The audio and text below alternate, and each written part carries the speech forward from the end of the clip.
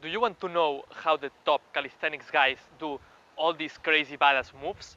The answer, my friend, is strength. So, if you want to do the one-arm chin-up, the planche, the front lever, you have no other option but to get stronger. In this video, I will give you 10 hacks to reach these higher levels of strength way faster. The first hack is grease the groove. This protocol works so good if you want to get strength in a short period of time. I used it successfully when I was learning back in the day the one-arm push-up. I will cover the details of this method in another video, but now I will give you a quick overview. So back to the story of when I was learning the one-arm push-up, I could do about 4 reps and I wanted to scale it to 10. So what I did is, rather than doing my one-arm push-ups in a workout that lasts like 1 or 2 hours, I just spread the sets through the day. So I was doing around every 2 hours a set of 2 one-arm push-ups, and I did about 5-6 sets then through all the day, almost every day. That way, in a matter of weeks, I got the 10 reps. And it works so good because it's hitting so hard the neurological component of strength.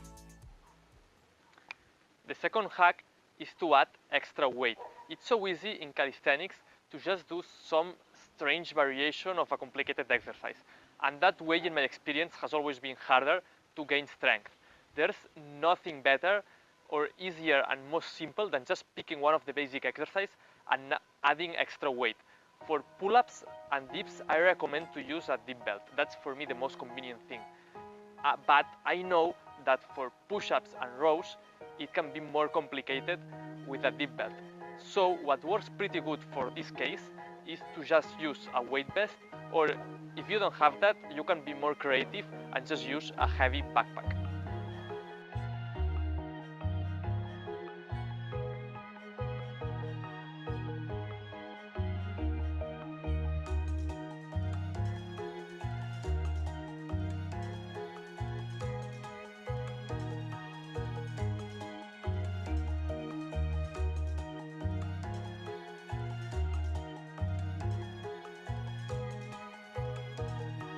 The third hack is the power of concentrics. If you're not familiar with these biomechanical terms, a concentric contraction is when your muscle length shortens and you accelerate through the movement. An eccentric contraction is when your muscle lengths and you decelerate through the movement. And an isometric contraction is when there's no change in your muscle length and there's no movement. So for strength, it has been proven that concentric exercises are the best because isometrics and eccentrics delay your recovery.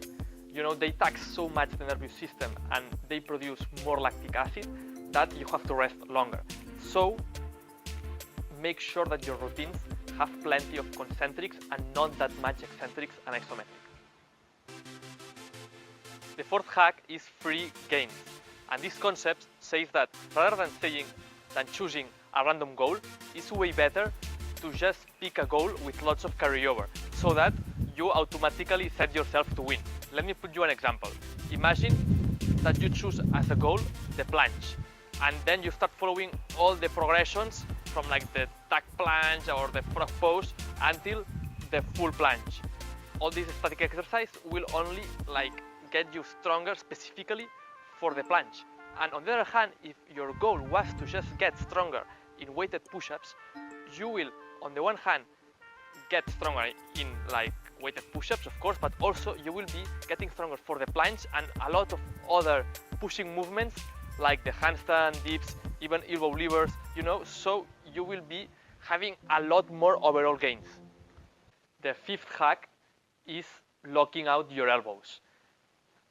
Locking out your elbows will increase the bang for your buck while you are training the basic exercises. Calisthenics is not only about bent arm strength, you also need straight arm strength to perform exercise like the planche, handstand, really cool exercise. So to start gaining straight arm strength from day one, make sure to lock out at the end of your reps so that your connective tissue starts to condition well. And especially when you are on the rings, do not just go like lock out like that in a neutral position. Make sure to turn the rings out so that you start strengthening your biceps tendon, which will be so key for the more advanced progressions. The next hack is lower rep ranges. Anything more than 5 reps is bodybuilding. If you want to get strong, you should do most of the times less than 5 reps. By staying in these lower rep ranges, you stimulate the right motor units, and you also create myofibrillar hypertrophy rather than sarcoplasmic hypertrophy. Myofibrillar hypertrophy is the one that creates really stronger muscles, thicker and more dense. But sarcoplasmic hypertrophy is the one that do bodybuilders. It will create by any means bigger muscles, but it doesn't always translate to stronger muscle. So what we want is myofibrillar hypertrophy and lower rep ranges. The seventh hack is to never train to failure. For strength, it's better to leave 1 or 2 reps in the bank. That way, you will perform better for the rest of the workout, and also you will have taxed less your nervous system so that you will recover faster. And these 2 variables are better for strength. However, maybe bodybuilders prefer to train to failure for other reasons, but for strength, it's better to don't go to failure. The next hack is having a periodized game plan. I love the quote, "Failing to plan is planning to fail."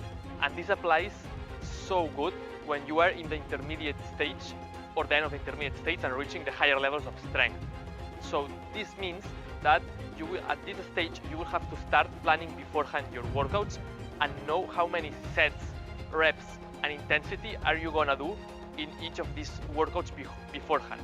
So when you start noticing that with the typical linear progression where you are adding weight in each workout in a linear fashion, you start getting less gains or you are not making gains at all, you have to switch to a pre-planned annualized progression where in some workouts you are increasing your strength and your reps, and in other workouts you are actually decreasing a bit the weight that you are lifting and the reps you are doing, but for gaining in the long run more strength.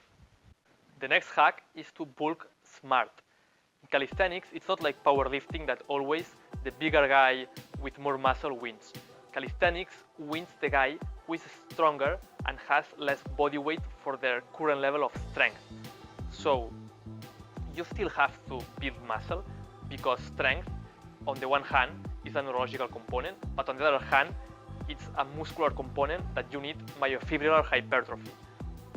So you definitely need to gain weight to be stronger at calisthenics.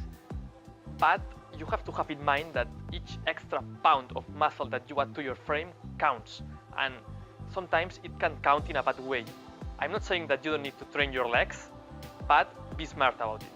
If you like this content so far, make sure to subscribe and hit the like button to see more content like that. And now, before getting into the last hack, I want to make a quick analogy so that we can get the most out of the 10th hack. What we have done until now is just pick a car and tweak and tune the engine so that we go much faster. But with the last hack, what we will do will be just put the right systems in the car to avoid crashing, because the bottom line is that you will be gaining more strength if you are training even with a suboptimal approach rather than if you are not training because you are injured and you have to recover. Alright, so the last and 10th hack is listen to your connective tissue. I have seen lots of the times guys, super strong guys, big muscles, getting out of the field in calisthenics because they just break some tendon or ligament. What happens here is that muscles get stronger and heal 10 times faster than tendons and ligaments. So what I want you to do is that every time that you feel maybe your elbow, your wrist, your shoulder, that's starting to be itchy, or it produces some pain where you are doing this crazy exercise, please stop for 1 or 2 weeks your workouts and see what happens, if it goes away or not. And depending on that, just make sure to incorporate some rehabilitation exercises to your routines and condition better your connective tissue.